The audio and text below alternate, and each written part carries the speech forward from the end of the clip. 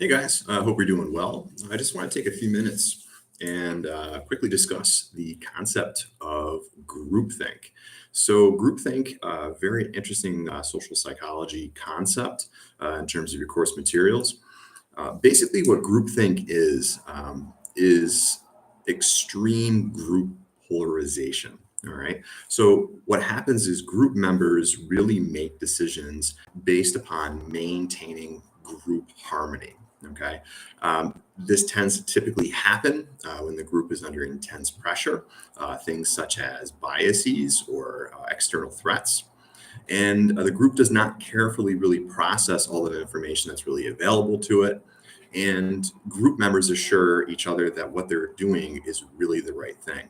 So, in layman's terms, again, to kind of right to the point, groupthink is basically, say you've got 10 people within a particular group, and whatever that happens within that group, they all unite or go follow through what's best for the group. Okay, regardless if something is bad or not. Right now, a great example of this is something that happened quite a few years ago. Some of you may be familiar with it, some of you may not. But if you follow college athletics, this situation in terms of groupthink happened with the Penn State football team. So, kind of getting right to the point and generalizing a lot of things. If you're familiar with Penn State football, led by a very Hall of Fame coach and Joe Paterno, great tradition in terms of the Penn State football team. And again, Penn State is a very well known and recognized university. So, what happened? Well, for many, many years, for almost the better part of a decade, there was an assistant football coach who was abusing and sexually assaulting boys at a boys' camp that happened to be right around the corner from the college. So, again, this didn't happen just once or twice. This happened for years. Now, why didn't anyone say anything? Well, a lot of people knew about it. We kind of back up. The head football coach knew about it. The president of the university knew about it. The athletic director of the university knew about it. But again, no one said anything. Why? Because of groupthink. So instead of looking out for particular individuals, they were looking out for the group as a whole, what they felt was best for the football team, the head coach, the university, and so forth. So you can see how powerful and impactful something such as groupthink can be. Other areas in which we see groupthink out in the real world, government, politics is a perfect example of that. So even though somebody within a particular party may not agree with what his fellow members are saying, he or she may still go along with it. Why? For the better part of the party. We also see this in athletic teams. We see this in business. We see this in Greek life in terms of colleges and universities. We see this really almost in all aspects in terms of our life. So, ways in which we can avoid groupthink. One, try to keep the group small. So, in smaller groups, members are more likely to speak their minds. Again, the bigger the group, the more peer pressure the person may feel to conform to that particular ideal. Be open, encourage, promote alternative ideas.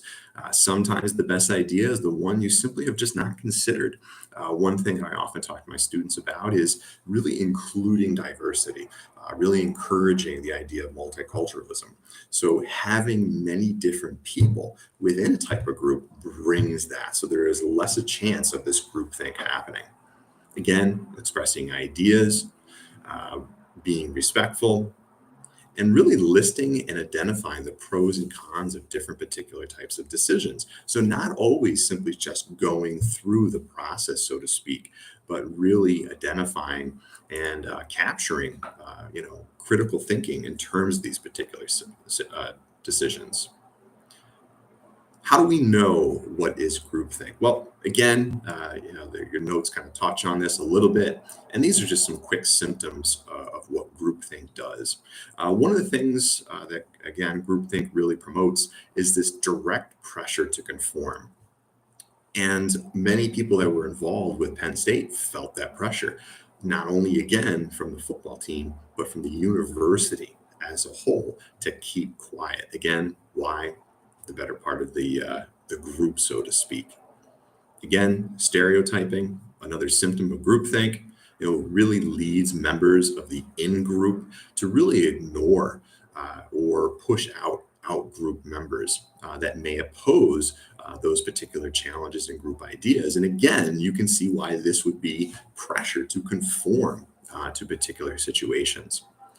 Individuals who tend to fall into groupthink tend to rationalize a lot of their decisions, which again, really prevents members from reconsidering their beliefs and causes. Can really encourage a lot of cognitive dissonance, so to speak. And really, one of the big things that stands out for me is this illusion of being invulnerable. Lead members of the group to be overly optimistic, to really engage in risk taking. So I'm sure there were many individuals, again, president of the university, athletic director, head coach, many other participants on that particular team that felt almost invulnerable, so to speak, because they were getting away with this for as long as they did until it came out. So hopefully that gives you a little bit of a better idea in terms of what we're talking about in terms of groupthink, symptoms of groupthink, and ways to hopefully minimize it. If not, don't let it happen. All right. If you have any questions, feel free to contact me. Otherwise, I'll talk to you guys soon.